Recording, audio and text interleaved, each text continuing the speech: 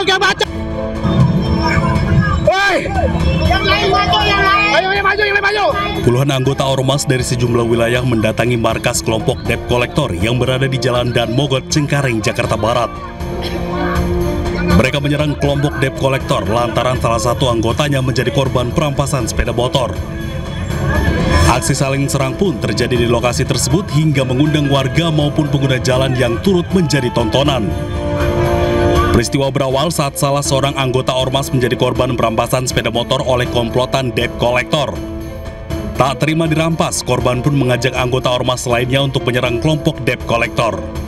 Bentrokan ini pun akhirnya pecah hingga menyebabkan dua orang masing-masing kelompok mengalami luka. Tak hanya itu, sejumlah fasilitas umum seperti genteng para pedagang maupun mobil patroli mengalami kerusakan. Jadi berawal dari informasi yang didapat berawal dari kesalahpahaman ya dari dua kelompok ini hingga terjadi perselisihan. Kemudian mereka melakukan penyerangan ke tempat kelompok berada, salah satu kelompok berada. Namun ya alhamdulillah sampai dengan saat ini tidak ada korban. Jadi perlu disampaikan kepada warga masyarakat tenang dan memang tidak ada apa-apa. Bentrokan dapat diredakan setelah aparat kepolisian dari Polres Metro Jakarta Barat tiba di lokasi kejadian. Dari Jakarta, Rizky Faluvi, iNews melaporkan. Pemirsa, polisi menetapkan 4 tersangka kasus penculikan balita berusia 4 tahun di Makassar, Sulawesi Selatan. Pelaku mengaku sudah 10 kali menjual anak dan bayi via media sosial dengan bayaran tertinggi mencapai 80 juta rupiah. Telah terjadi penculikan. Polda Sulawesi Selatan mengungkap sindikat tindak pidana perdagangan orang lintas provinsi dalam kasus penculikan balita 4 tahun di Makassar, Sulawesi Selatan. Kapolda Sulawesi Selatan Irjen Pol Juhandani menyebut anggotanya membawa pulang korban kembali ke pelukan kedua orang tuanya. Jajarannya pun telah menangkap 4 pelaku dari 3 provinsi berbeda. Mereka terdiri dari 3 perempuan dan 1 pria. Pelaku mengaku sudah 10 kali menjual anak dan bayi via media sosial untuk kemudian dijual kembali oleh pelaku lainnya dengan bayaran tertinggi mencapai 80 juta rupiah. Jawa Tengah dan NH mengaku telah 3 kali menjadi perantara adopsi ilegal. Kemudian AS dan MA mengaku membeli korban dari NH sebesar 30 juta dan menjual kembali kepada kelompok salah satu suku di Jambi seharga 80 juta. Keduanya mengaku telah memperjualkan 9 bayi dan 1 anak melalui TikTok dan BA. Saat dilakukan pemeriksaan kesehatan, tidak ditemukan tanda-tanda kekerasan pada korban. Polda Sulawesi Selatan akan berkoordinasi dengan pemerintah Kota Makassar menyiapkan pendampingan medis dan psikologis pada korban. Dari Makassar, Sulawesi Selatan, Leo Muhammad Nur, iNews melaporkan. Ya pemirsa, momen haru saat balita korban penculikan di Makassar akhirnya berhasil ditemukan di Jambi. Terungkap, korban ternyata dijual ke suku anak dalam di Jambi seharga 80 juta rupiah.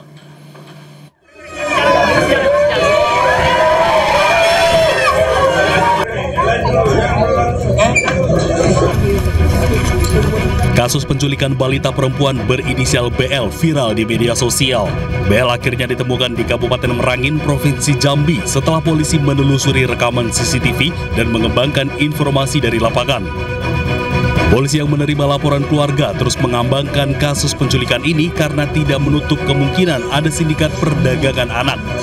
Kasus penculikan BL menemui titik terang di hari ketiga pencarian. Ayah BL mendapat informasi bahwa wanita mencurigakan yang sempat terekam CCTV sudah diamankan polisi meski keberadaan anaknya belum diketahui. Hari kelima pencarian, ayah BL belum juga mendapat perkembangan signifikan. Meski sedang marak penjualan anak, ayah BL meyakini bahwa anaknya dalam kondisi baik. Hingga pada Sabtu malam, polisi berhasil mendeteksi keberadaan BL yang berada di Merangin, Jambi. Polisi bergerak cepat menjemput BL dan membawanya kembali ke Makassar pada Minggu siang.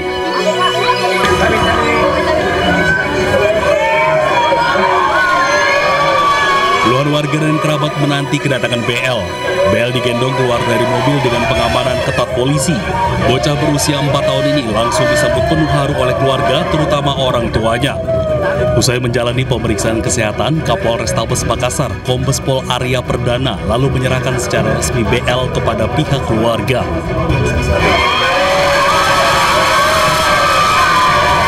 Air mata tak terbendung setelah ayah BL Dwi Nurmas memeluk erat putrinya yang menangis bersyukur dan mengucap takbir berulang kali. Semuanya jajaran Polri dan sosial media terima kasih banyak semuanya anak kami. Ya Allah, ya Allah, ya Allah. Sebelumnya, BL hilang dari kawasan Taman Pakui Sayang, Makassar saat sedang menemani ayahnya berolahraga. Kala itu, BL memilih bermain di area playground bersama anak-anak lainnya. Tak lama ditinggal ayahnya bermain tenis, suara BL tak lagi terdengar oleh ayahnya. Dalam penyelidikan, BL terekam CCTV telah dibawa seorang perempuan bersama 2 anak lainnya dan menjadi korban penculikan. Dari Makassar, Sulawesi Selatan, Tim Liputan iNews melaporkan. Kapolrestabes Makassar Kombes Pol Arya Perdana terkait kasus sindikat tindak pidana perdagangan orang lintas provinsi menyampaikan salah satu pelaku sudah melakukan penculikan balita ini sebanyak 10 kali. Sudah 10 kali terjadi penculikan serupa. Ini betul Bapak sudah 10 kali? Ya, jadi dari pelaku yang kedua memang diakui kalau sudah 3 kali melakukan. Sedangkan di pelaku yang ketiga dia katakan sudah 9 kali melakukan jual beli bayi dan 1 kali melakukan penjualan anak, yaitu anak Bilkis. Nanti ini akan kami kembangkan karena memang sampai saat ini pelaku masih kami dalami peran-perannya terkait dengan kejahatan-kejahatan lain. Modusnya seperti apa Bapak? Selama 10 kali tersebut modusnya selalu samakah atau berganti-ganti? Ya, jadi modusnya ini sama. Dia mencari orang yang ingin mengadopsi anak. Nah, jadi dengan adanya keinginan dari orang mengadopsi anak secara ilegal, lalu mereka mencari anak-anak yang kira-kira bisa mereka jual. Nah, salah satu caranya itu dengan memanfaatkan orang lain untuk menculik anak yang memang tidak terlalu diperhatikan oleh lingkungan sekitar atau orang tuanya, sehingga ketika anak itu diculik bisa langsung dijual ke mereka dan mereka nanti alihnya adopsi. Kita beralih ke informasi lain. Pemirsa, usai menangkap seorang pelaku penembakan hansip di Pelabuhan Bakauheni, Lampung, polisi kembali menangkap pelaku lainnya. Pelaku tersebut berperan membawa senjata api, motor, dan kunci letter T. Mamam, diam. Diam. Senjatanya mana?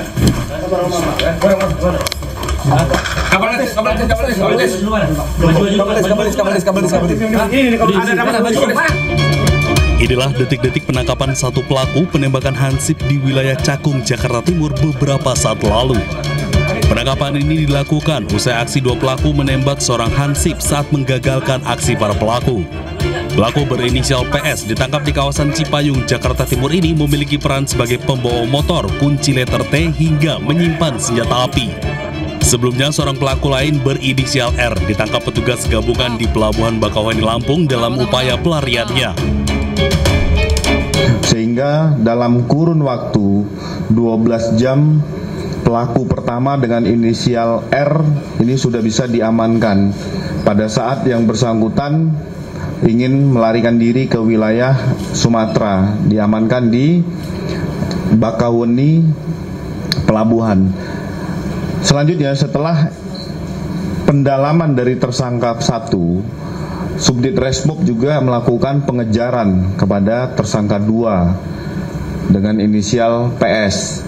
Ini juga diamankan tidak lama setelah tersangka 1 diamankan. Berikut juga dengan barang bukti, termasuk pertanyaan rekan-rekan, Subdit Resmob di Treskrim juga mendalami asal-usul senjata api ini. Saat ini kedua pelaku sudah berada di Gedung Kriminal Umum Polda Metro Jaya untuk menjalani pemeriksaan dan mempertanggungjawabkan perbuatannya. Dari Jakarta, Den Helmi Sajangbati, iNews melaporkan. Sebelumnya pemirsa, seorang hansip tewas tertembak saat mencoba menggagalkan aksi pencurian sepeda motor di kawasan Cakung, Jakarta Timur. Korban sempat berduel dengan pelaku sebelum akhirnya tewas ditembak.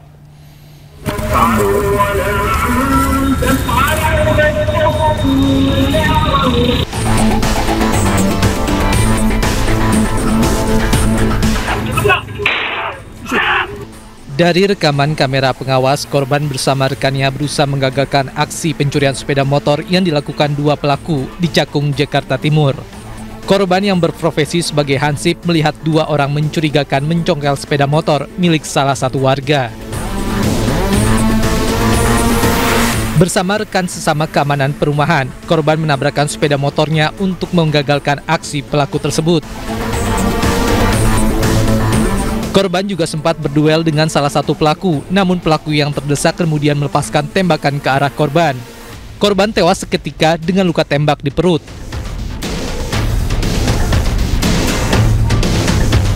Sebelum penembakan terjadi, dua pelaku berboncengan motor sempat rekam kamera pengawas, berkeliling mencari mangsanya sekitar pukul 3:30 pagi. Pelaku mengitari area permukiman dan memantau situasi sepi hingga berhenti di satu gang dan berupaya mencuri motor warga yang terparkir di depan rumah. Namun aksi pelaku diketahui korban bersama rekannya.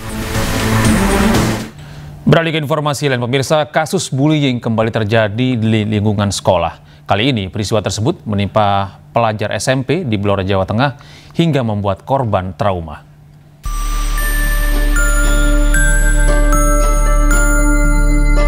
Inilah video bullying yang dialami salah satu siswa di SMPN 1 Blora, Jawa Tengah. Dalam video yang beredar tampak salah satu siswa hanya pasrah saat dipukuli rekannya. Ironinya, puluhan teman-temannya hanya melihat dan menyoraki tanpa mencoba melerai. Kepala Sekolah SMPN 1 Blora, Ainur Rofik, membenarkan adanya kasus bullying di lingkungan sekolahnya. Pihak sekolah pun telah mengambil langkah dengan memanggil kedua orang tua korban maupun pelaku untuk dilakukan mediasi. Akibat kasus bullying ini, korban mengalami trauma dan luka benjol di bagian tubuhnya. Dari Blora, Jawa Tengah, Heri Purnomo, iNews melaporkan. Pemirsa, Kabid Humas Polda Metro Jaya Kombes Budi Hermanto menyampaikan polisi menggeledah rumah siswa terduga pelaku ledakan SMAN 72 Jakarta. Sejumlah barang bukti disita. Sejumlah barang seperti buku dan dokumen disita polisi. Selain itu, Kabid Humas Polda Metro Jaya juga menyampaikan masih melakukan serangkaian pendalaman terhadap barang-barang yang disita. Memang ada beberapa barang, buku, dokumen yang disita, diambil, dibawa oleh Puslap 4. Nanti itu akan dirinci dengan persesuaian kejadian peristiwa ini. Apabila itu mendukung dalam suatu peristiwa ledakan di SMA 72, ini akan masuk dalam kriteria barang bukti.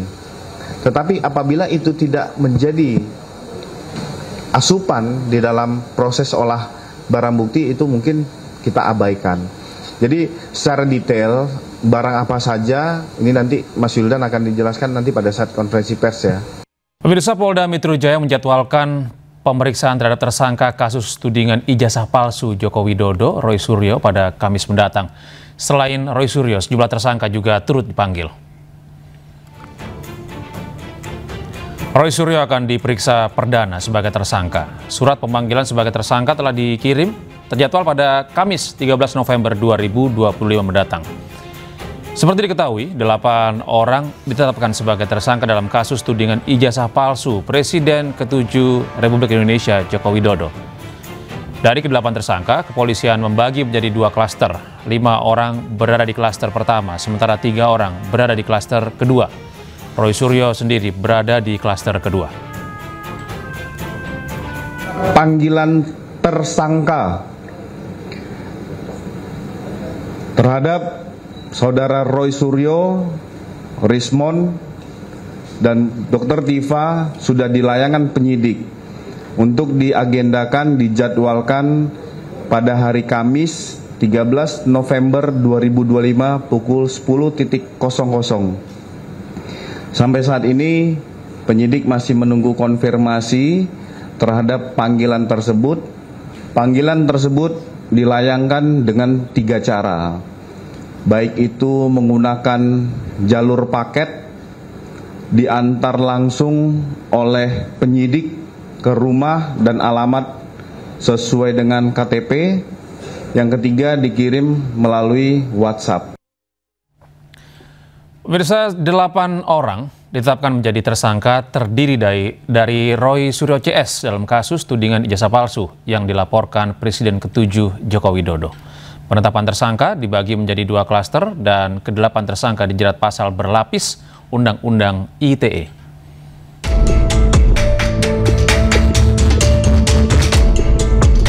Delapan tersangka kasus tudingan ijazah palsu yang dilaporkan Presiden ke-7 Joko Widodo terbagi ke dalam 2 klaster. Hal ini diungkap Kapolda Metro Jaya, Inspektur Jenderal Polisi Asep Edi Suheri.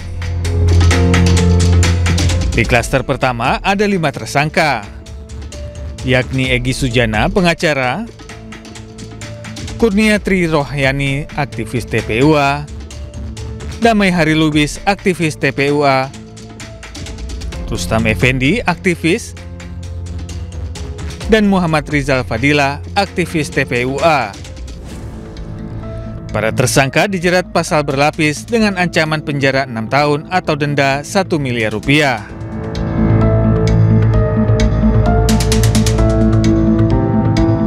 Sedangkan di klaster kedua, terdapat 3 tersangka yakni Roy Suryo, ahli telematika dan mantan Menpora,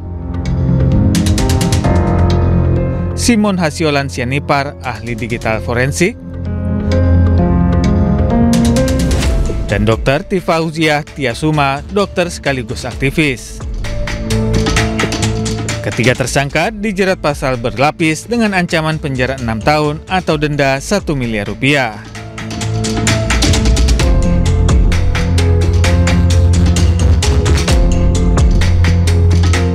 Sebelumnya, Jokowi melaporkan sejumlah nama atas pencemaran nama baik buntut tudingan ijazah palsu.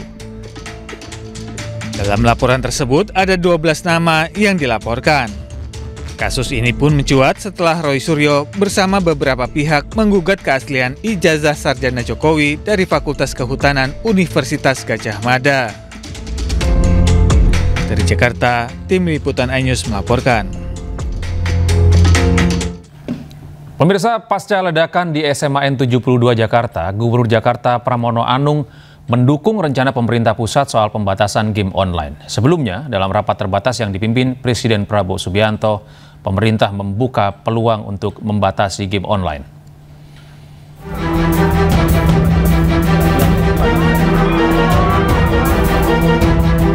Gubernur Jakarta Pramono Anung mendukung rencana pemerintah pusat soal pembatasan game online pasca ledakan yang terjadi di SMA N 72 Jakarta. Hal ini bertujuan agar peristiwa ledakan yang membuat sejumlah korban mengalami luka-luka tidak terulang kembali. Tentunya pemerintah DKI Jakarta akan memberikan dukungan sepenuhnya apa yang menjadi kebijakan pemerintah untuk mengatasi agar persoalan yang terjadi di SMA 72 tidak terulang kembali. Karena kebetulan pada waktu setelah kejadian saya secara langsung melihat ke lapangan dan juga berdialog dengan para korban, beberapa yang ada di rumah sakit pada waktu itu. Intinya adalah memang ini tidak boleh terulang kembali, sehingga apa yang menjadi kebijakan pemerintah pusat, pemerintah Jakarta akan memberikan support dukungan sepenuhnya. Sebelumnya, Menteri Sekretaris Negara Prasetyo Hadi menyatakan pemerintah mempertimbangkan membatasi game online usai peristiwa ledakan di SMA N 72 Jakarta. Prasetyo mengungkap instruksi Presiden Prabowo Subianto untuk membatasi game online. Pembatasan berlaku bagi game online yang di dalamnya mengandung unsur kekerasan.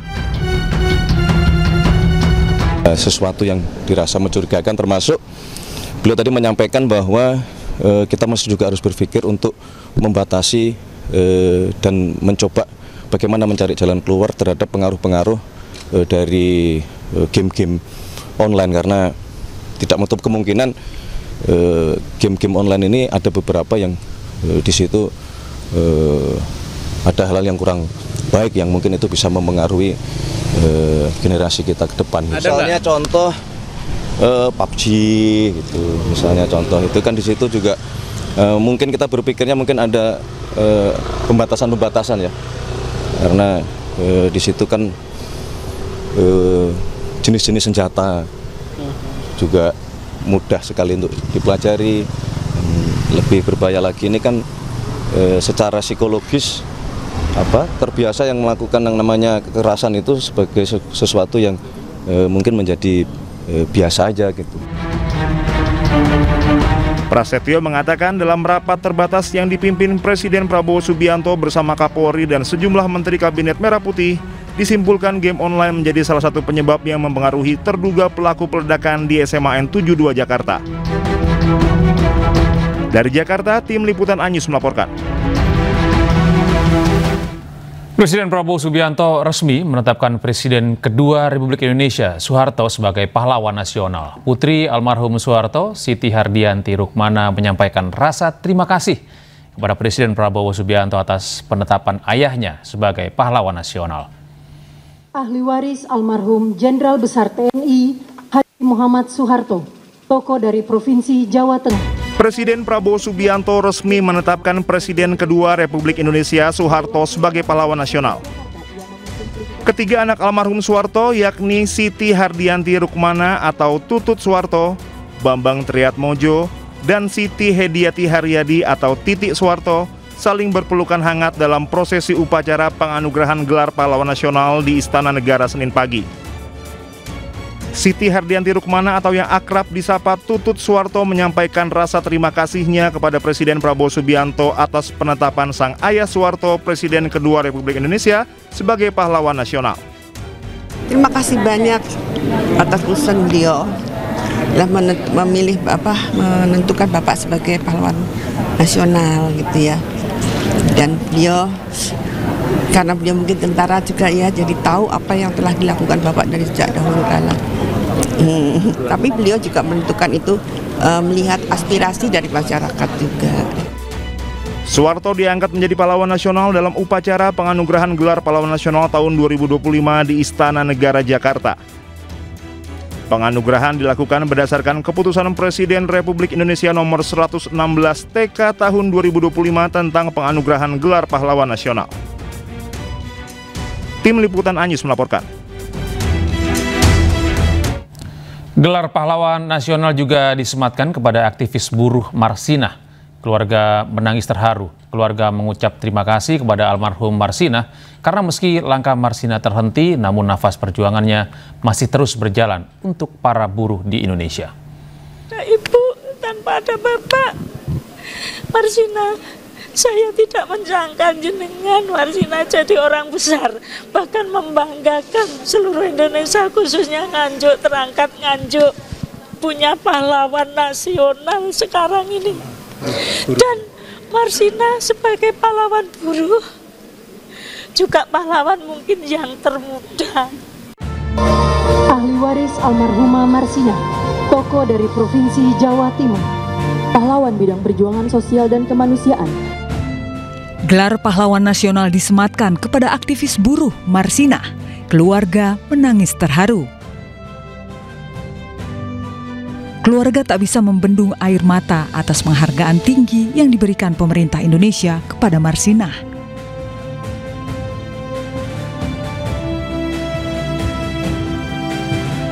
Pemberian gelar pahlawan nasional ini diberikan langsung oleh Presiden Republik Indonesia Prabowo Subianto di Istana Kepresidenan Jakarta. Keluarga Marsinah juga berterima kasih kepada pemerintah yang telah memberikan penghargaan untuk Marsinah dan berharap pada pemerintahan Presiden Prabowo untuk selalu memperjuangkan kaum buruh. Harapan kami kepada teman-teman Marsinah yang selama ini telah berjuang juga untuk meningkatkan taraf hidupnya dengan adanya UMR, semoga itu bisa mencukupi kehidupan lebih layak. Tidak zaman dulu seperti dulu makan aja sering satu hari hanya 2 kali. Insya Allah pemerintah bisa mensejahterakan kaum buruh yang ada di Indonesia, juga memikirkan nasibnya. jangan ada PHK. Keluarga mengucap terima kasih kepada almarhum Marsinah karena meski langkah Marsinah terhenti, namun nafas perjuangannya masih terus berjalan untuk para buruh di Indonesia. Tim Liputan iNews melaporkan. Ya, pemirsa, Presiden Prabowo Subianto menganugerahkan gelar pahlawan nasional kepada 10 tokoh bangsa dalam acara kenegaraan di Istana Negara Jakarta pada hari ini. Dan berikut 10 tokoh yang diberi gelar pahlawan nasional. 1. Kiai Haji Abdurrahman Wahid atau Gus Dur, pahlawan dengan perjuangan politik dan pendidikan Islam. 2. Jenderal Besar TNI HM Soeharto, pahlawan dengan perjuangan bersenjata dan politik.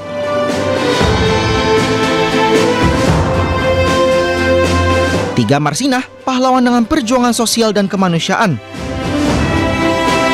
4. Profesor Dr. Mokhtar Kusuma Atmaja, pahlawan dengan perjuangan hukum dan politik.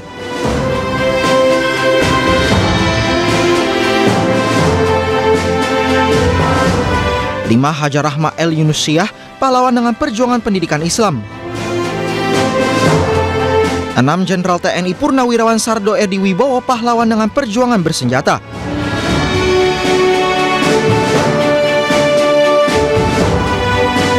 7. Sultan Muhammad Salahuddin, pahlawan dengan perjuangan pendidikan dan diplomasi. 8. Syaikona Muhammad Khalil, pahlawan dengan perjuangan pendidikan Islam. 9. Tuan Ronda Haim Saragih, pahlawan dengan perjuangan bersenjata. 10. Zainal Abidin Syah, pahlawan dengan perjuangan politik dan diplomasi. Pemirsa, Kejaksaan Agung melimpahkan 4 tersangka kasus korupsi pengadaan laptop dalam program digitalisasi pendidikan tahun 2019 hingga 2022 kepada Kejaksaan Negeri Jakarta Pusat. Salah satu dari 4 tersangka tersebut adalah Mendikbudristek periode 2019-2024, Nadiem Makarim.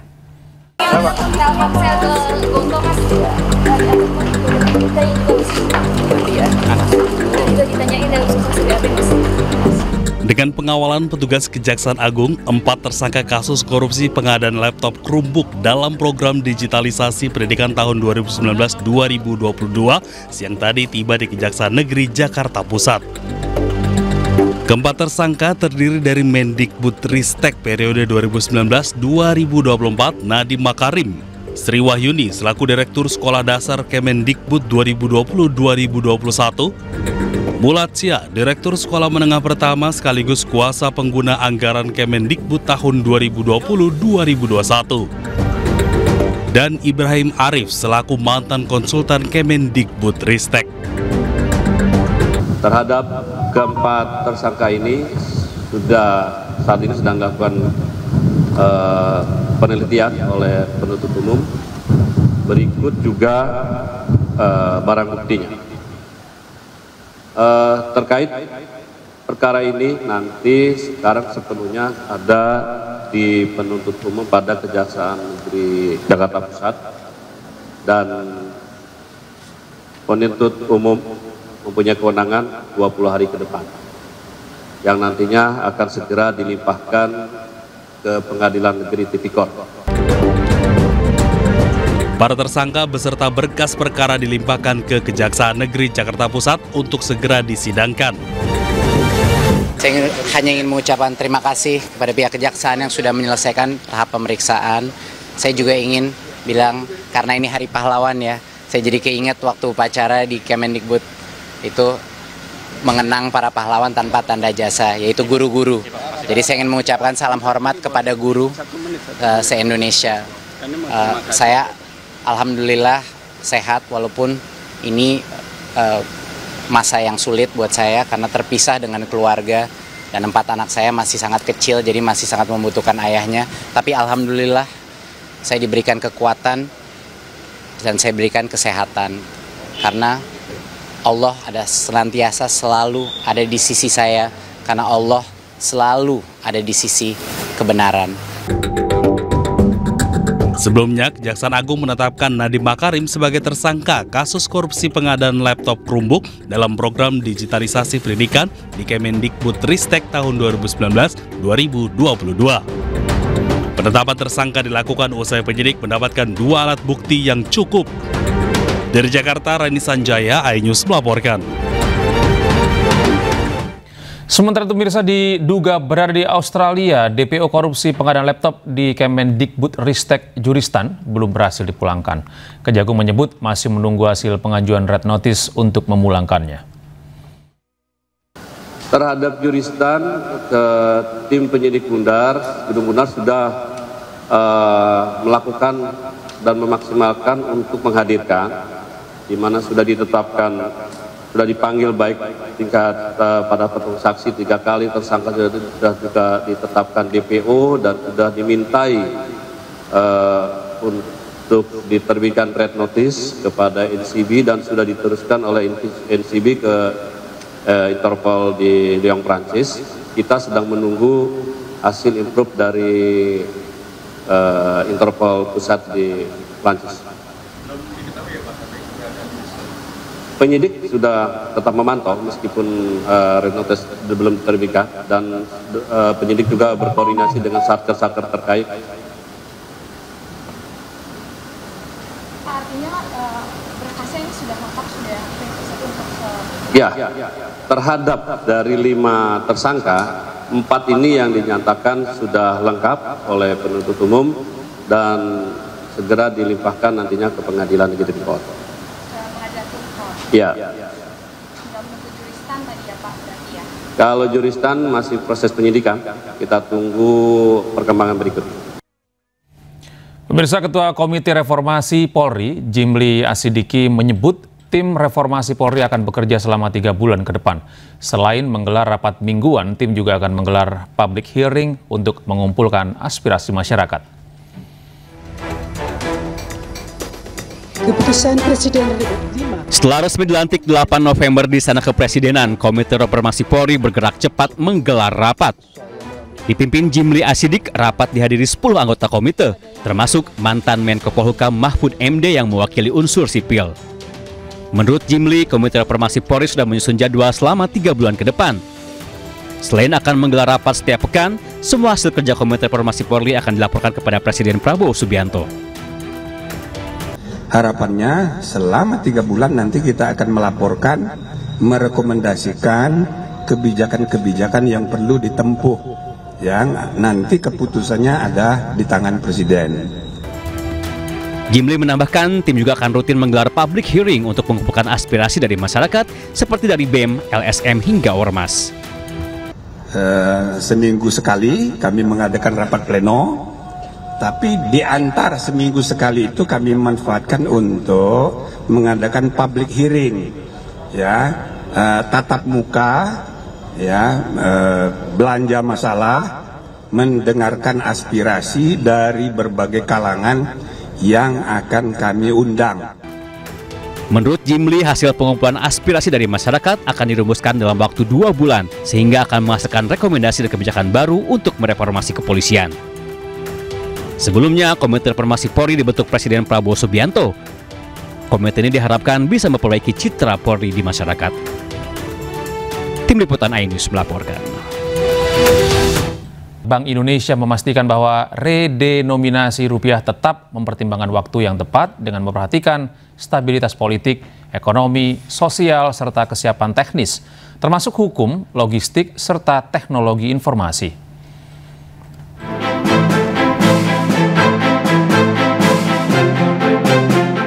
Bank Indonesia mengungkapkan rancangan undang-undang atau RUU redenominasi rupiah merupakan upaya mendorong efisiensi transaksi dan kredibilitas rupiah. Kepala Departemen Komunikasi BI Tamdan Denny Prakoso menjelaskan bahwa kebijakan redenominasi rupiah tidak akan mempengaruhi daya beli masyarakat maupun nilai tukar terhadap barang dan jasa. Ramdan Denny menjelaskan bahwa redenominasi rupiah hanyalah penyederhanaan jumlah digit pada pecahan rupiah tanpa mengubah nilai realnya. BI pun yakin kebijakan ini akan membawa sejumlah manfaat strategis, diantaranya meningkatkan efisiensi transaksi, memperkuat kredibilitas rupiah, serta mendukung modernisasi sistem pembayaran nasional. BI memastikan bahwa seluruh proses redenominasi akan dilakukan secara hati-hati dan melalui koordinasi erat antara Bank Indonesia, pemerintah, dan seluruh pemangku kepentingan terkait. Saat ini RUU redenominasi telah masuk dalam program legislasi nasional Prolegnas jangka menengah tahun 2025-2029 sebagai RUU inisiatif pemerintah atas usulan Bank Indonesia.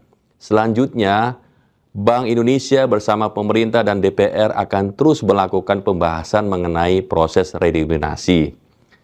Implementasi redenominasi tetap mempertimbangkan waktu yang tepat dengan memperhatikan stabilitas politik, stabilitas ekonomi, sosial, serta kesiapan teknis termasuk hukum, logistik, dan teknologi informasi.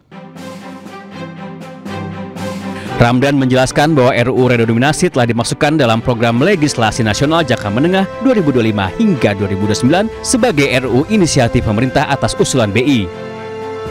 Waktu implementasi redenominasi pun akan mempertimbangkan waktu yang tepat, seperti memperhatikan stabilitas ekonomi, sosial, dan politik nasional. Dari Jakarta, Raharjo Patmo, Tim Liputan iNews melaporkan. Ya, pemirsa, rencana pemerintah menyederhanakan mata uang rupiah atau redenominasi menuai pro dan kontra di masyarakat. Dan berikut tanggapan warga Jakarta. Dan pemirsa, informasi ini sekaligus menutup jumpa kita dalam iNews Prime hari ini. Temukan selalu informasi-informasi terbaru kami lainnya di www.inews.id. Cuplikan tayangan berita iNews juga dapat Anda saksikan di kanal YouTube @official_inews. Sesaat lagi rekan saya Bayu Pradana akan hadir dalam program iNews Malam. Saya Gede Satria pamit undur diri. Terima kasih atas kebersamaan Anda. Tetap sehat, tetap semangat, dan sampai jumpa. Kalau untuk saya pribadi sih setuju-setuju aja, karena gimana ya, untuk transfer itu lebih memudahkan kita gitu. Contohnya ya kalau saya untuk transfer 10.000 suka lebih, nol jadi 100.000 gitu ya kan. Kalau 100.000 suka kurang apa gimana gitu. Jadi kalau nolnya dikurangin mungkin agak sedikit memudahkan kita ya. Gitu. Kalau saya lihat sih sebenarnya Indonesia ini inflasinya termasuk yang masih terkendali, Mas. Kenapa? Karena pada saat kita akan mengeluarkan mata uang baru ya, kalau nggak secara langsung otomatis kan kita memerlukan biaya pencetakan mata uang segala macam. Kalau menurut saya sih sepertinya belum dibutuhkan urgent lah untuk dikeluarkan, tapi mungkin tidak menutup kemungkinan di masa yang akan datang itu perlu untuk dilakukan seperti itu. Saya kebetulan bukan orang keuangan, saya bergerak di bidang bisnis dan hukum. Ya sesimpelnya aja saya menilai duit saya 1M bisa jadi turun jadi 1 juta, walaupun secara nilainya juga tetap sama. Cuman saya berpikir dari sisi apa kemudian Menteri Keuangan mengambil kebijakan ini.